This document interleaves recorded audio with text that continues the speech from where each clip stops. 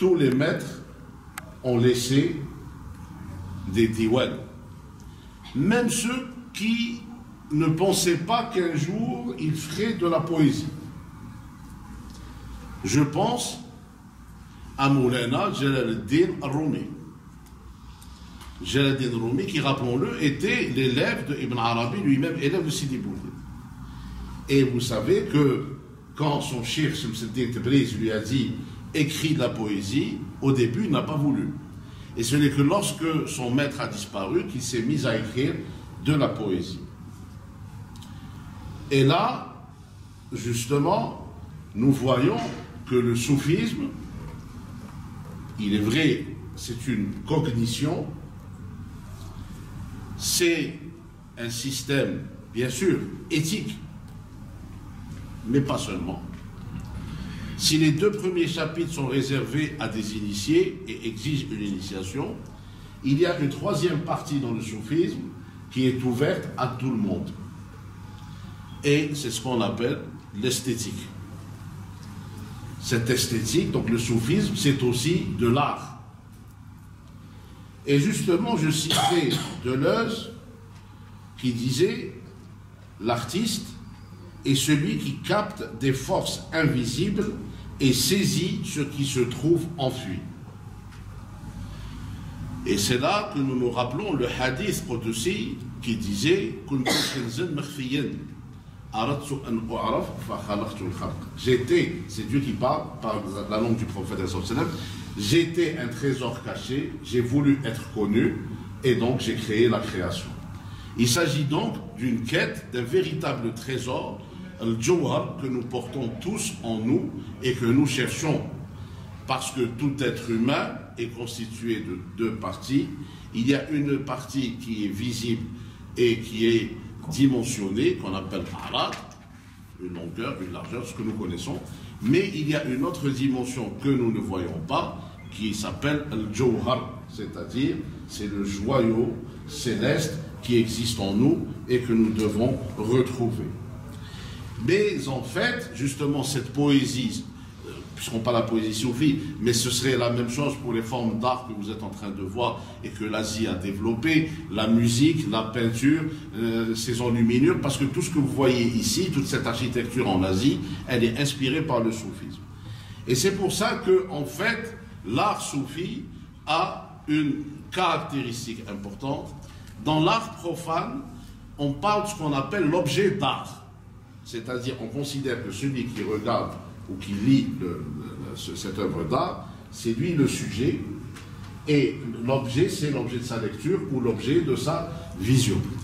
En fait, le texte soufi, je parle du texte soufi en connaissance de cause, mais c'est la même chose d'autres artistes qui ont eu des expériences similaires dans la musique et dans la peinture m'ont dit la même chose, c'est qu'en fait, l'art n'est plus l'objet, mais c'est lui qui devient le sujet, et celui qui contemple, c'est lui qui devient l'objet. Nous sommes travaillés justement par ces différentes formes artistiques, ce qui nous permet de dire que le soufisme, c'est pour nous, au niveau du club, nous considérons que le soufisme est une esthétique qui crée de l'être.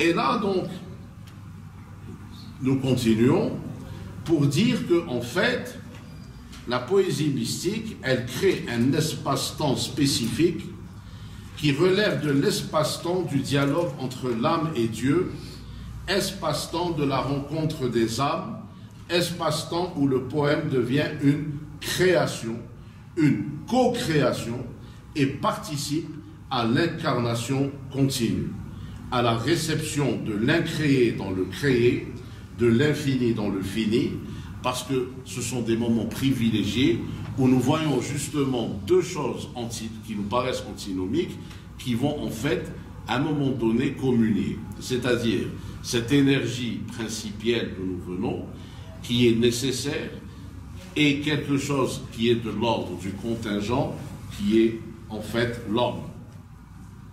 Et c'est là, en fait, que la poésie va jouer un rôle fondamental, parce que seules les images poétiques ce sont des images qui sont dans une dynamique oxymorique, c'est-à-dire que ce n'est que la poésie qui me permet de dire que la nuit est lumineuse, par exemple. Alors que dans le langage courant, dans le langage technique, pareils propos ne peuvent pas se faire, c'est impossible. Parce que dans le langage technique, nous sommes effectivement dans des réalités concrètes où nous sommes obligés de choisir entre deux possibilités. Il n'y a pas de place pour deux possibilités simultanées. Chose qui est possible au niveau, bien sûr, du divin et, bien sûr, qui pourra être traduite dans la poésie soufie. La poésie soufie qui devient une traduction de l'expérience mystique, justement, de celui qui la vit. Parce que, en fait, cette poésie n'est pas comment dirais-je, une imagination, mais elle est le produit de ce qu'on appelle l'imaginal, qui est en fait un monde intermédiaire entre justement l'invisible et le visible.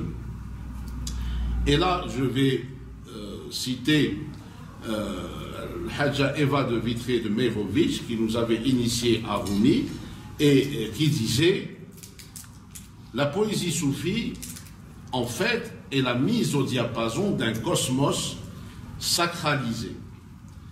L'univers est une quête de l'absolu, et ceux qui l'entreprennent sont mus par l'amour. Et de l'unité de la réalité ultime découle l'unicité de tout ce qui existe. Mais là, effectivement, pour pénétrer ce genre de texte et pour les lire, il faut justement quitter notre monde mental auquel nous sommes habitués, et nous devons changer, bien sûr, de dimension. C'est-à-dire qu'il faut, en fait, il faut abandonner notre espace à 3 dimensions que nous connaissons et le temps linéaire que nous connaissons, et accepter l'existence d'une dimension autre, d'un temps qui n'est plus, tel qu'on le connaît, horizontal, mais qui devient vertical, transhistorique, où le passé, le présent et l'avenir sont présents simultanément, où les esprits revêtent un corps subtil et où les corps se spiritualisent et où ont lieu en fait les karamets. Ce sont en fait des phénomènes, ce sont des miracles, ce sont des phénomènes qui défient toute logique physique, matérielle.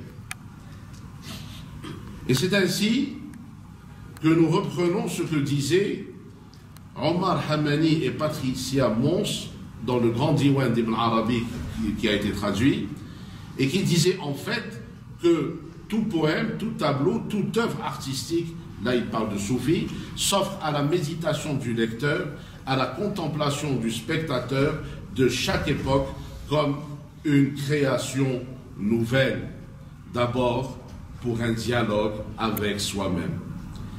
Et c'est là où nous avons choisi dans le club de baser notre action sur l'esthétique, parce que la beauté est un phénomène universel qui peut toucher tout être humain, au-delà de toute croyance, au-delà de toute incroyance, pour justement parvenir au stade ultime de la vérité auquel nous accédons par l'émotion. Maintenant, cette poésie soufie, de Sidi Boumedienne jusqu'à Rumi, en passant bien sûr par Ibn Arabi, en fait, elle va traduire, quand on la lit, pour la vivre en tant que lecteur, nous devons saisir quelle est la traduction en fait d'un désir. Un désir profond. Donc nous avons défini la poésie soufie de l'unicité. Maintenant, que traduit-elle? Elle traduit bien sûr ce qu'on appelle l'ishq, et justement c'est Naqshbandi qui l'avait défini dans ses œuvres, où il disait qu'en fait c'est le désir qui va me motiver à aller, à voyager. Et c'est pour ça que le voyage fait partie des piliers de la voie Naqshbandiya, comme d'ailleurs de toutes les voies soufis, parce qu'il s'agit en fait d'un voyage qui est multidimensionnel. Donc on voyage dans l'espace pour justement regarder le royaume, c'est-à-dire ce qui se présente à nos yeux, à nos sens, et nous allons faire un voyage en nous-mêmes, dans notre être, donc, messieurs les chimistes, c'est l'alchimie de l'être, pour que justement on va se transformer pour aller vers une deuxième étape, qui est l'étape de la royauté, qui est le Melekut, pour enfin arriver au stade ultime où on va rencontrer le roi, le Melik. Et c'est là où nous avons les trois étapes de ce voyage. Donc nous voyons qu'il s'agit d'un voyage dynamique qui est à la fois extérieur, mais bien sûr intérieur. Parce que en fait, nous comprenons, nous saisissons, nous finissons par vivre, enfin, c'est plus que le vivre, ça devient une évidence chez le mystique au bout d'un certain temps d'exercice spirituel. Il va voir qu'il n'y a en réalité dans l'univers que la présence divine. Et en fait, il va avoir une révélation, comme si un voile se levait devant ses yeux, c'est-à-dire qu'il va saisir qu'il n'y a jamais eu qu'une seule réalité, qui ne s'est pas divisée dans la création, mais qui est restée la même en se réfractant dans différents prismes. Mais en fait, il n'y avait eu jamais que l'essence de Dieu, que ses attributs et ses actes. Et il n'y a en fait d'amour, d'aimer et d'amant que Dieu. C'était ce que Shams-ad-Din Tabriz avait enseigné à Jalal-ad-Din al-Rumi. Et enfin, j'arrive donc à la conclusion, puisque je suis bien obligé. Bon, c'est un sujet qui est l'infini, donc on ne peut pas justement, comment mettre l'infini dans le fini.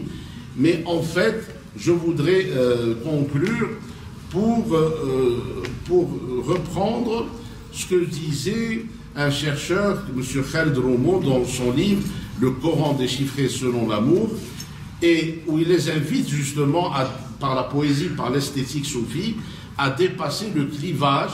Alors ce clivage le dépasser pas seulement entre les différentes modes de croyance, je ne parle pas seulement d'un dialogue interreligieux, je ne parle pas seulement d'un dialogue intrareligieux, mais même un dialogue entre la religion et la non-religion, entre ceux qui ont la foi et ceux qui ne l'ont pas, aller au-delà de tout ça, parce que déjà le Coran lui-même ne s'adresse pas uniquement à des croyants. Le Coran, il a des versets coraniques où il dit « Ya ayyuhal insan », c'est-à-dire il s'adresse à l'homme. Et quand l'émir Abdelkader avait sauvé, et dont nous célébrons le bicentenaire de sa naissance, avait sauvé les chrétiens de Damas, quand il a été félicité par l'Église pour son acte de bravoure, il a répondu à l'Église en disant, en fait, nous n'avons fait que respecter les droits humains. Et c'est là une notion fondamentale, justement, dans l'enseignement de l'islam, que cette dimension humaine qui va au-delà, bien sûr, de tous les clivages, croyances ou incroyances. Et c'est là où Romo va nous dire, le fondateur de l'islam invitait déjà au 7e siècle ses contemporains à lire dans les merveilles de la création le sens de leur itinéraire, en se rappelant que cette beauté réfère à un auteur, un véritable artiste qui crée d'une manière originale à partir de rien et sans aucun modèle préalable, d'où son nom, El-Badi'. C'est uniquement, alors là nous reprenons ce texte à notre compte pour l'action du club, c'est uniquement au niveau de cette émotion esthétique, et c'est ça notre action, notre mode d'action, c'est l'émotion esthétique. Alors, c'est au niveau de cette émotion esthétique que les esprits peuvent réellement se rencontrer. Et l'apanage de cette richesse n'est pas l'apanage d'une élite, et c'est pour ça que nous sommes un cercle. Comme le dit Proust dans Le Temps retrouvé, ce livre essentiel, le seul livre vrai, un grand écrivain n'a pas dans le sens courant à l'inventer, puisqu'il existe en chacun de nous, c'est-à-dire en chaque homme, mais en fait, il s'agit de le traduire pour le rendre visible sous la forme des lettres, et nous sommes autant de lettres que nous devons bien sûr déchiffrer pour que nous retrouvions notre sens. Et je vous remercie. Je vous remercie.